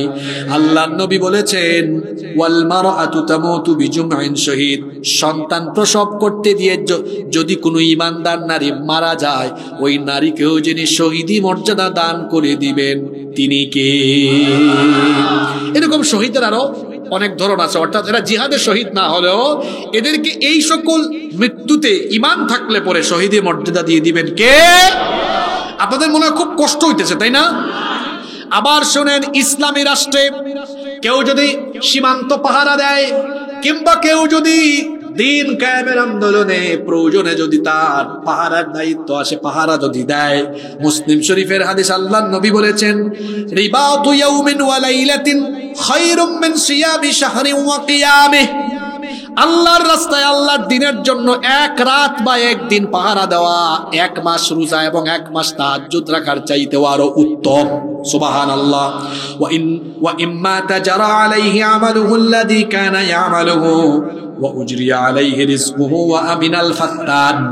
আল্লাহর নবী বলেছেন এই রকম পাহারা দেওয়া অবস্থায় যদি কেউ মারা যায় তার নেক আমলের ধারা বন্ধ হবে না এবং এই লোকটাকে সকল ফিতনা থেকে বাঁচিয়ে জান্নাতি রিজিক যিনি দান করবেন, শহীদি মর্যাদা যিনি দান করে দিবেন তিনি কে? ভালো মৃত্যুর কয়টা আলামত বললাম? 4টা। নাম্বার 5 নাম্বার ভালো মৃত্যুর 5 নাম্বার আলামত হলো সব সময় নেক আমল করে নেক আমলের উপর টিকে থাকা। আজকে কিন্তু আলোচনার পরে পিছনে আমি আর যাব না, যে পয়েন্টগুলো বলছি পয়েন্টগুলো যদি কেউ বলতে পারে আলোচনার শেষে তাকে এখানে ডেকে এনে আমার তরফ থেকে পুরস্কার দাও। প্রস্তুত আছেন তো সবাই? পয়েন্টগুলো কিন্তু আমি আর পিছনে ব্যাক যাব না, মনে রাখতে হবে, যে পারবে তাকে পুরস্কার দাও। মনোযোগ আছে তো সবার? নাম্বার 5 নাম্বার ভালো মৃত্যুর 5 নাম্বার আলামত হলো নেক আমল করে নেক আমলের উপর টিকে থাকতে পারা। মুসনাদে আহমদে হাদিস এসেছে, আল্লাহর নবী বলেছেন, মান ক্বালা লা ইলাহা ইল্লাল্লাহু ইবতিগা ওয়াজহিল্লাহ খুতিমা লাহু বিহা দাখালাল জান্নাহ। আল্লাহর নবী বলেছেন, যেই ব্যক্তি আল্লাহর সন্তুষ্টির জন্য কালেমার ঘোষণা দেয় আর এই কালেমার উপরে জীবন চালিয়ে যার হোসনে খাতেমা হয়, কালেমার উপরে জীবন পরিচালনা করে যার মরণ হয়, সেই উত্তম মৃত্যুর কারণে তাকে জান্নাত দিবেন কে? আল্লাহর নবী বলেছেন, ওয়ামান সাল্লা সালাতান ইবতিগা ওয়াজহিল্লাহ খুতিমা লাহু বিহা দাখালাল জান্নাহ। যেই ব্যক্তি শুধু আল্লাহর সন্তুষ্টির জন্য নামাজ পড়ে, আপনি এখন মনে মনে বলবেন, হুজুর নামাজ তো সবাই আল্লাহর জন্য পড়ে না, কিছু মানুষ আছে মানুষকে দেখানোর জন্য পড়ে। আর এই ধরনের নামাজই কিন্তু সামনে কয়েক মাস পরে বাড়বে, যখন ইলেকশন আসবে। মানুষকে দেখানোর জন্য অনেকে কিন্তু নামাজ পড়ে, এমন মানুষ আমার সমাজে আছে না নাই? আল্লাহর নবী বলেছেন, যারা কেবলমাত্র আল্লাহর সন্তুষ্টির জন্য নামাজ আদায় করে আর এইরকম নামাজি হালতে যার মরণ হয়, তাকেও জান্নাত দিবেন কে? এরপরে নবীজি বলছেন, ওয়ামান সামা ইয়াওমান ইবতিগা ওয়াজহিল্লাহি খুতিমা লাহু বিহা দাখালাল জান্নাহ। যেই ব্যক্তি আল্লাহর সন্তুষ্টির জন্য রোজা রাখে, এই অবস্থায় মরণ হয়, তাকেও জান্নাত দিবেন কি? এরপরে নবীজি বলছেন, ওয়ামান তাসাদদাকা বিসাদাকাতিন ইবতিগা ওয়াজহিল্লাহি খুতিমা লাহু বিহা দাখালাল জান্নাহ। যেই ব্যক্তি আল্লাহর রাস্তায় দান সদকা করে আর দানশীল হয়ে যেই ব্যক্তি দুনিয়া থেকে চলে যায়, সেই ব্যক্তিকেও জান্নাত দিবেন কি? মনে রাখবেন, উত্তম মৃত্যুর 5 নাম্বার আলামত হলো নেক আমলের পথে থাকতে পারা, ইমানের উপর থাকতে পারা। তবে এই ইমানের উপর থাকতে হবে একেবারে মরণ পর্যন্ত। এবার একটা ভয়াবহ কথা শোনেন, এমন বহু মানুষ আছে সারা জীবন ইমানের পথে চলছে, কিন্তু বিদায়ের সময় বেঈমান হয়ে চলে গেছে, আছে না নাই? বলবেন, হুজুর কেমনে গেছে? তাকান আমার দিকে। এখানে ওয়াজ শুনতে আসছে, ভালোই ছিল, নেক আমল কামায় গেছে, বাড়িতে গিয়া শয়তানের দুকায় পড়ে। এরপরে যুবক মোবাইল হাতে নিয়ে আজে বাজে ভিডিও দেখা আরম্ভ করেছে, গার্লফ্রেন্ডের সাথে কথা বলা শুরু করে নাপাক শরীরে ঘুমায় গেছে। বলেন তো, ছিল ভালো জায়গায়, কিন্তু মরণটা হয়েছে কি ভালোভাবে না খারাপ ভাবে? মনে রাখবেন, যে যে অবস্থায় মরবে ওই অবস্থায় হাসরের মাঠে তারে উঠাবেন কি?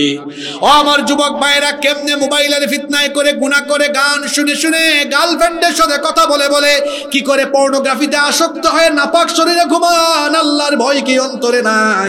ও আমার কলিজার টুকরা যুবক ভাইরা, নাপাক শরীরে কখনো ঘুমাবেন না, কারণ নবীজি বলেছেন, মাম্মা তাআলা শাইইন বাআসাহুল্লাহু আলাইহি। যে যে অবস্থায় মরবে, নাপাক অবস্থায় মরলে নাপাক অবস্থায় নাপাকীদের সাথে তার হাসর হবে। এই জন্য সবসময় আমরা পবিত্র থাকবো। আল্লাহ আমাদেরকে পবিত্র বান্দাদের কাতারে শামিল করে দাও, বলেন আমিন। বলছিলাম, সারা জীবন ইমানের পথে থেকে যদি শেষ সময়ে বেঈমান হয়, এই লোকটার জন্য জান্নাত নসিব হবে না। আবার এমন বহু মানুষ আছে সারা জীবন বেঈমানের পথে ছিল, গুনার পথে ছিল, কিন্তু মৃত্যুর আগে ইমান এনে তওবা করে ইমানের উপর থেকে মারা গিয়েছে, আল্লাহ তারে মাফ করে জান্নাত দিতে পারেন কি পারেন না? এইরকম একটা ঘটনা আমার মনে পড়ছে। ঘটনাটা কি বলবো? ঘটনা বলবো না, শেষ করে দিব। ঘটনাটা শুনবেন। বনি ইসরাইলের এক লোক, একটা দুইটা নয়, 99টা খুন করেছে, 99টা মার্ডার করেছে। বলেন তো, লোকটা অপরাধী খুব বড় না ছোট? অনেক বড় অপরাধী। 99টা খুন করেছে, লোকটা মার্ডার করেছে, খুনি। এই লোকটার অন্তরে হঠাৎ করে আল্লাহর ভয় ঢুকে গেল, অনুশোচনা চলে আসলো। সে একজন পাদ্রীর কাছে গিয়ে বলল, আমি 99টা মার্ডার করেছি, আমি এখন ভালো মানুষ হতে চাই, আমার জন্য ভালো হওয়ার কি কোনো উপায় আছে নাকি? খ্রিস্টান পাদ্রী তাকে বললেন, না, তোমার মতো এরকম বড় মাপের খুনের ভালো হওয়ার কোনো রাস্তা খোলা নাই। লোকটার রাগ উঠে গেল, প্রচন্ড রাগে অগ্নিশর্মা হয়ে ওই পাদ্রীকেও সেখানে খুন করলো। আগে ছিল 99, এখন হয়েছে 1। টোটাল হয়েছে কত? 100 খুন, মানে পুরো সেঞ্চুরি করে ফেলেছে। এরপরেও লোকটার অন্তরের অনুশোচনা কমে না, অনুশোচনা আরো বাড়ে। একজন আলেমের কাছে গিয়ে বলল, 100 খুন করে আমি খুনের সেঞ্চুরি করেছি, আমি ভালো হতে চাই, ভালো হওয়ার কোন রাস্তা কি আমার খোলা আছে নাকি? আলেম তখন বললেন, তোমার অপরাধের মাত্রা যত বেশি, আল্লাহর দয়ার মাত্রা তার চাইতে কম না বেশি? আলেম বললেন, এক্ষণে যদি তুমি তওবা করো, তাহলে পিছনের সমস্ত গুনাহ যিনি মাফ করে দিবেন তিনি কে? তওবা করলো। এরপরে আলেম বলল, শোনেন, আপনি আর আপনার এলাকায় যাইয়েন না, ওই এলাকাতে খারাপ কাজ বেশি হয়। খারাপের সাথে থাকলে মানুষ খারাপ হয়, ভালোর সাথে থাকলে মানুষ ভালো হয়। আতরের দোকানে ঢুকে যদি আপনি আতর নাও কিনেন, 10-15 মিনিট আতরের দোকানে থেকে বের হলে দেখবেন গায়ের মধ্যে আতরের সুগন্ধ লেগে যাবে। কিন্তু আপনি যদি বিড়ি সিগারেট নাও খান, বিড়ি খুরের সাথে হাত মিলাইলে দেখবেন বিড়ির গন্ধ হয়। ভালোর সাথে থাকলে ভালো, খারাপের সাথে থাকলে খারাপ। ওই আলেম বললেন, খবরদার তুমি তোমার এলাকায় যেও না। একটা এলাকার নাম বললেন, বলেন ওই এলাকায় যাও, গিয়ে মরণের আগ পর্যন্ত ওই এলাকায় বাস করো। এই লোকটা যখন ওই এলাকার দিকে রওনা করলো, আশ্চর্য ঘটনা, এবার লোকটা কিছু দূর যেতে না যেতেই মালাকুল মউত হাজির, লোকটা মারা গেল। কোন লোক যখন মারা যায় তখন লোকটা ভালো হলে জান্নাতের ফেরেশতা আসে রূহ নেওয়ার জন্য, আর জাহান্নামী হলে জাহান্নামী ফেরেশতারা আসে রূহ নেওয়ার জন্য। কিন্তু এই লোকটা মারা যাওয়ার পরে জান্নাতের ফেরেশতাও এসেছে, জাহান্নামের ফেরেশতাও এসেছে। কয় দল ফেরেশতা? আসতে বলবেন না, জোরে বলেন, কয় দল? জান্নাতি ফেরেশতারা বলে, কি রে জাহান্নামী ফেরেশতারা, তোদের এখানে কাজ কি? জাহান্নামী ফেরেশতারা বলে, তোদের এখানে কাজ কি? জান্নাতীরা বলে, এই লোকটা তো সারা জীবন গুনাহ করলেও শেষে ঈমান আনছে, তওবা করেছে, এজন্য আল্লাহ তারে মাফ করেছেন, আমরা নিতে আসছি। আর জাহান্নামী ফেরেশতারা বলে, না, লোকটা জাহান্নামী, তারে আমরা নিতে আসছি। দুই গ্রুপ যদি ঝগড়া করে তাহলে বলেন তো ঘটনাটা ছোট হবে না বড় হবে? আল্লাহ মধ্যস্থকারী একজন ফেরেশতা পাঠালেন। মধ্যস্থকারী ফেরেশতা এসে বললেন, শোনো, তোমরা ঝগড়া করো না। ওই আলেম যে বলেছিলেন একটা এলাকায় যাওয়ার জন্য, লোকটা রওনা করেছে, দেখো তো লোকটা রওনা করে ওই এলাকা পর্যন্ত যে রওনা করেছিল, ওই এলাকা পর্যন্ত দূরত্ব, ডিসটেন্সটা মেপে দেখো। যদি ওই এলাকা থেকে দূরত্ব কম হয় তাহলে জান্নাতি ফেরেশতা রূহ নিয়ে যাও, আর যদি দূরত্ব বেশি হয় জাহান্নামী ফেরেশতারা রূহ নিয়ে যাও। আসলে লোকটা ওই এলাকা থেকে বহু দূরেই ছিল, কিন্তু আল্লাহ তার তওবা কবুল করেছেন বলে আল্লাহ দয়া করে মায়া করে এমন পরিস্থিতি তৈরি করেছেন, যখন ফেরেশতারা মাপা আরম্ভ করেছে, আল্লাহ তখন তার কুদরত দিয়ে ওই এলাকা থেকে লোকটার মৃত্যুর জায়গা পর্যন্ত দূরত্বকে আল্লাহ তাআলা তার কুদরত থেকে কমায়া দিয়েছে। আল্লাহর জন্য এটা সহজ না কঠিন? এই ঘটনা থেকে কি শিক্ষা নিলেন? এখানে আমি জানি অনেক বাবা, অনেক ভাইয়েরা এসেছেন গুনাহ করতে করতে জীবন শেষ, কিন্তু আজকে যদি আমরা এখানে তওবা করে যদি নেককার হওয়ার সিদ্ধান্ত নেই, একটা তওবার কারণে অতীতের সব গুনাহ যদি মাফ করে দিতে পারেন, তিনি কে? এক্ষুনি আসুন আমরা তওবা করে ফেলি, বলেন আস্তাগফিরুল্লাহ।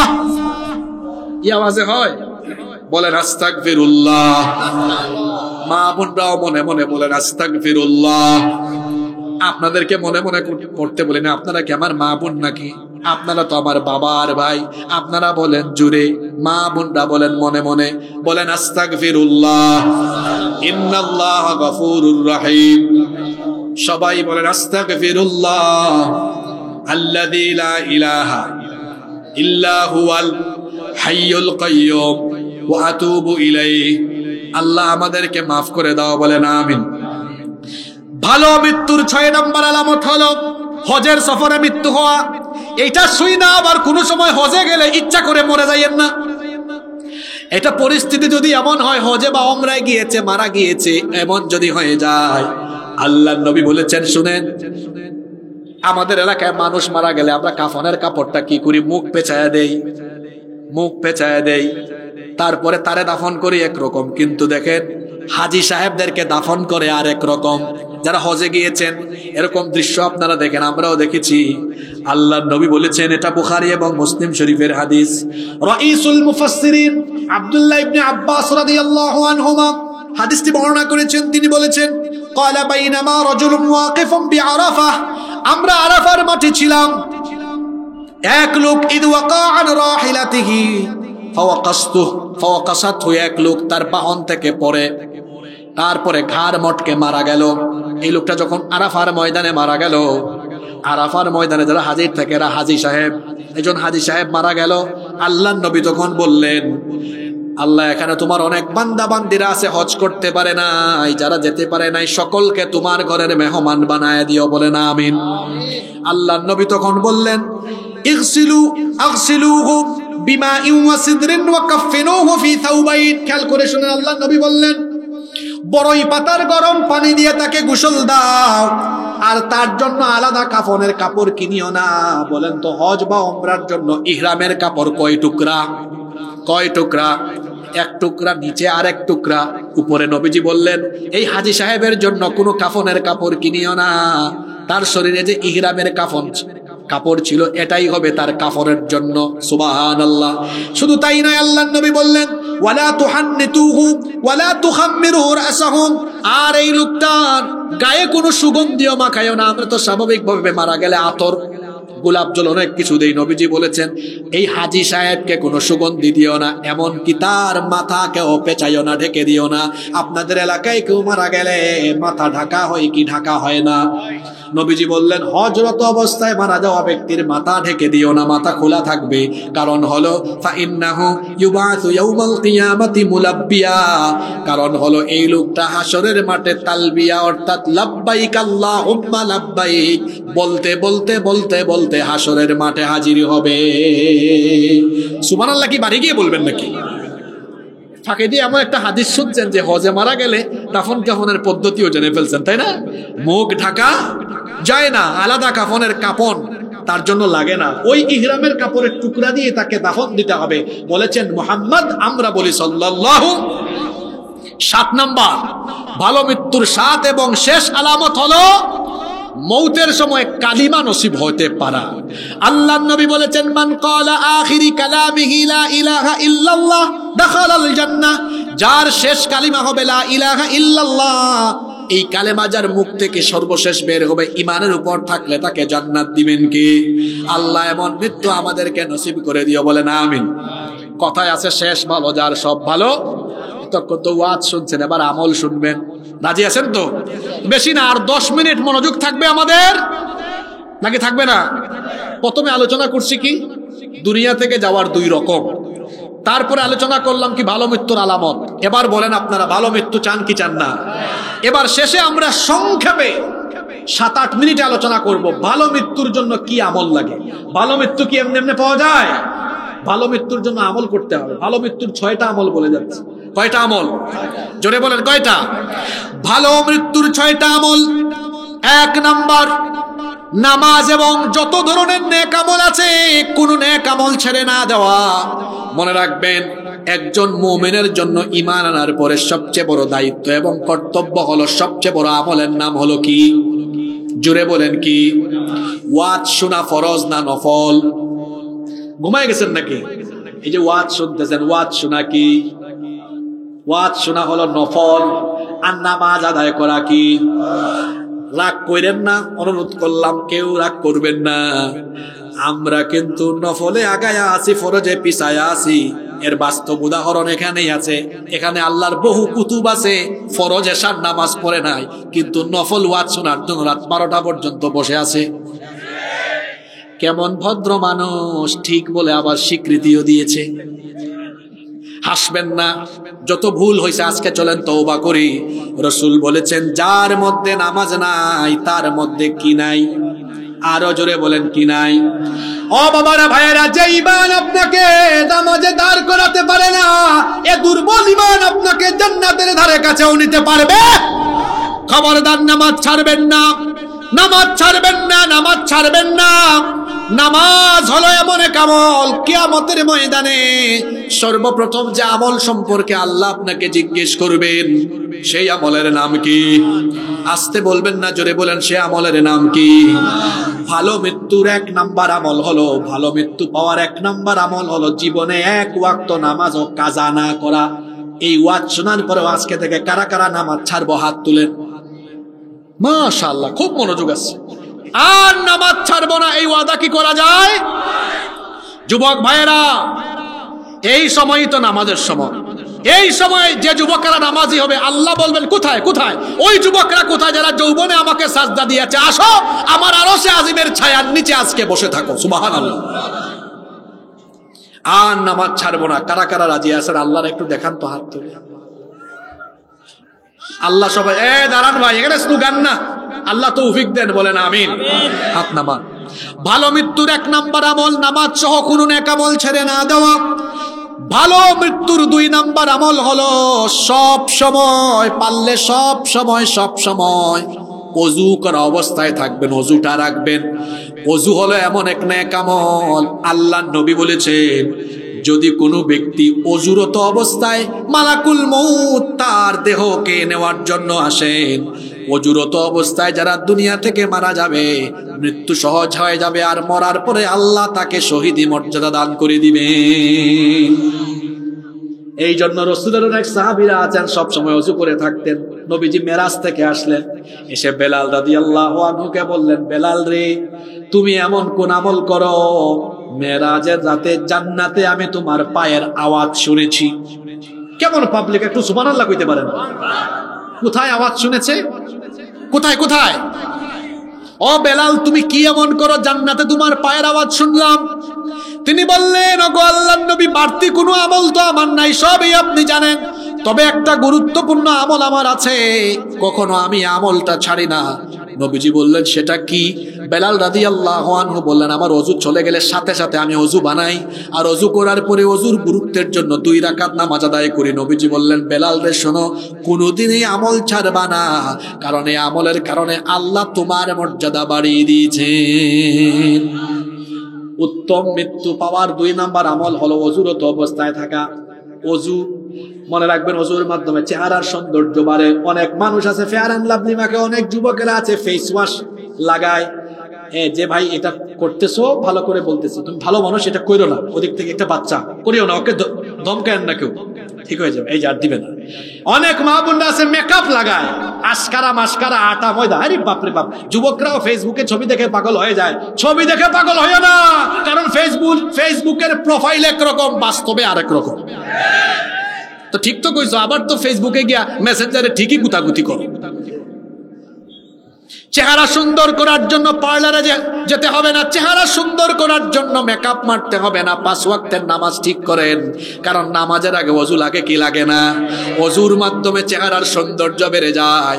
এজন্য দেখবেন নামাজিরা বুজুর্গ ব্যক্তিদের চেহারার কাছে গেলে তাকালেই মনে হয় চেহারা থেকে যেন নূর ঝরছে। সুবহানাল্লাহ। এজন্য চেহারার সৌন্দর্য বাড়াতে চাইলে নামাজি হন, আমলদার হন, ওযু করেন। এই যে যারা বেনামাজি সারাটা দিন যায়, এত অপরিষ্কার নোংরা, একটু হাত মুখ ধোয়ার টাইম পায় না। কিন্তু আমরা যারা অন্তত 5 ওয়াক্ত নামাজ পড়ি, অন্তত কমপক্ষে কয়বার আমরা ওযু করি?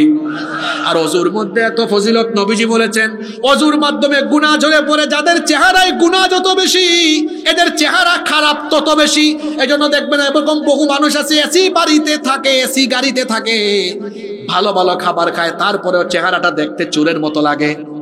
আবার অনেকে আছে ভালো খাবার খায় না, সারা বছরে সারা মাসে 2-3 দিন মাংস টাংস খাওয়ার সুযোগ পায়, মাছ মাঝে মাঝে খায়, প্রায় সময় শাকসবজি খায়, মাঝে মাঝে খাইতেও পারে না, নামাজি মানুষ। আবার অল্প পয়সা, দেখবেন কোন রকমে খায়া চলে।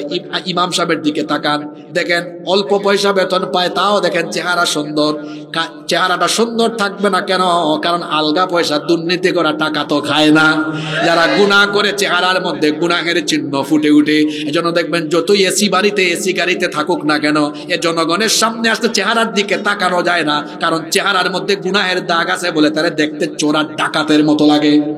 আল্লাহর নবী বলেছেন, যখন কোনো ব্যক্তি ওযু করে, মুখের মধ্যে যখন কুলির জন্য পানি নিয়ে পানিটা মুখ থেকে যখন ফেলে দেয়, সেই পানির সাথে মুখের সগীরা গুনাহগুলো ঝরে পড়ে।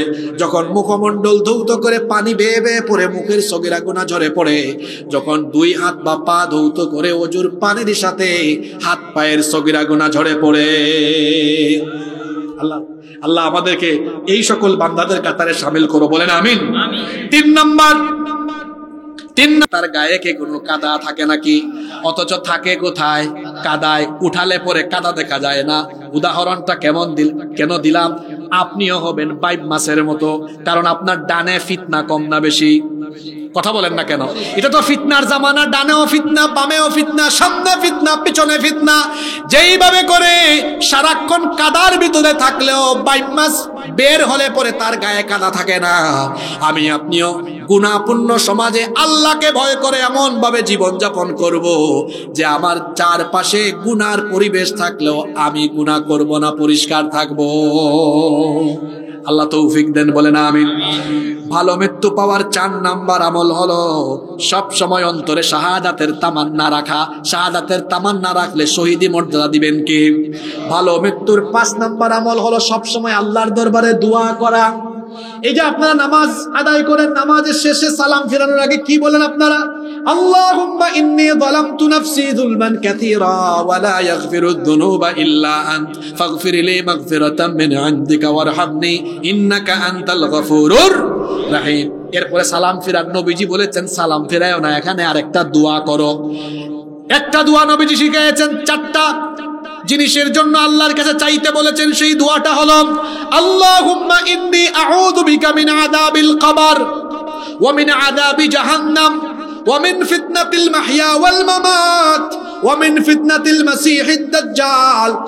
কি সুন্দর দোয়া নবীজি শিখিয়েছেন। এই দোয়াটা করো। নবীজি বলেছেন এই দোয়াটা করো, আল্লাহুম্মা ইন্নী আউযু বিকা মিন আযাবিল কবর, হে আল্লাহ আমাকে কবরের আযাব থেকে বাঁচাও, ওয়া মিন আযাবি জাহান্নাম, জাহান্নামের আযাব থেকে বাঁচাও, ওয়া মিন ফিতনাতিল মাসীহিদ দাজ্জাল, দাজ্জালের ফিতনা থেকে বাঁচাও, ওয়া মিন ফিতনাতিল মাহইয়া ওয়াল মামাত, জীবন মৃত্যুর ফিতনা থেকে আমাদেরকে বাঁচাও। এই দোয়া করলে মৃত্যু সহজ করে উত্তম মৃত্যু দিয়ে দিবেন কি? 6 এবং সর্বশেষ আমল হলো উত্তম মৃত্যু পাওয়ার জন্য দানশীল হয়ে যাবেন। এর জন্য নামের আগে দানবিল লাগাইতে হবে এমন না, আপনি সব সময় প্রতিদিন পারলে দান করবেন। কারণ নবীজি বলেছেন আস-সাদাকাতু তাদফাউ মিতাতাসু, নবীজি বলেছেন যারা সদকা করে এদেরকে আল্লাহ তাআলা দয়া করে, এই সকল দুঃখদেরকে খারাপ মৃত্যু থেকে আল্লাহ হেফাজত করেন। আল্লাহ আজকে সবাই এখানে দান করেছে, সবাইকে তুমি উত্তম মৃত্যু নসিব করে দিও, বলেন আমিন। এবার দেখি আমাদের সেই কোন ভাই আছেন এখানে এত মনোযোগী হয়ে আলোচনা শুনছেন। যতগুলো পয়েন্ট বলেছি সবগুলো পয়েন্ট কে বলতে পারবেন? হাত তুলতে পারবেন? বলেন দেখি, মাইক থাকলে মাইক দেন। একমাত্র শ্রোতা যে কিনা সাহস করে দাঁড়ায় গেছে, মাইক দেন তো দেখি। পুরা ওয়াজের সামারি বলবে এখন। দেন দেন পরিষদের ভাইরা একটু দেন দেখি। আজকে আমি মোট পয়েন্ট বলেছি কিন্তু 2, 7, 6, তার মানে কত? 15টা। দেখি বলেন দেখি 15টা। শুধু পয়েন্ট বলবেন, বিস্তারিত বলবেন না, কেমন? বলেন, ওইদিকে তাকায় বলেন। হ্যাঁ, স্টেজে উঠবে? আচ্ছা এখানে বলেন, অসুবিধা নেই, পরে উঠবে, পুরস্কার পাইলে উঠবে, এখন না। ওদিকে ঘুরে বলেন। মৃত্যুর 2 অবস্থা, এক হচ্ছে ভালো মৃত্যু আর 2 নম্বর হচ্ছে খারাপ মৃত্যু। তারপরে ভালো মৃত্যুর আলামত হচ্ছে 7টি। 1 নম্বর হচ্ছে বিপদ আপদে পতিত হওয়া, 2 নম্বর হচ্ছে মানে উজু অবস্থা, 2 নম্বর 1 নম্বর হচ্ছে বিপদ আপদে পতিত হওয়া, 2 নম্বর কপাল ঘামা, 3 নম্বর জুমার রাতে মৃত্যুবরণ করা, 4 নম্বর শহীদ হওয়া, 5 নম্বর হচ্ছে নেক আমল, 5 নম্বর নেক আমল, 6 নম্বর হচ্ছে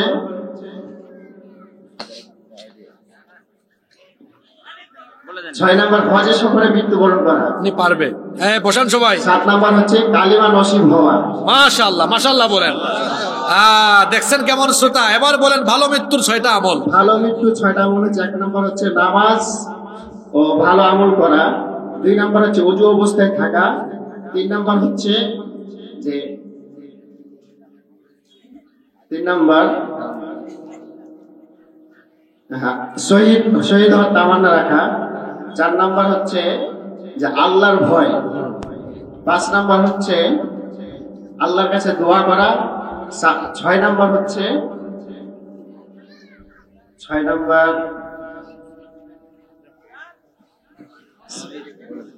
নম্বর হচ্ছে দান সদকা করা। সবাই বলেন মারহাবা। আপনি উপরে আসেন। আসলে এই ভাই পারে, কিন্তু আমি দেখতেছি কাঁপতেছে তো, বুঝছেন? শুনেন, বক্তৃতা করা কিন্তু এত সহজ না। আপনি এখানে আইসা দেখেন অনেকের ঘাম বেরোবে।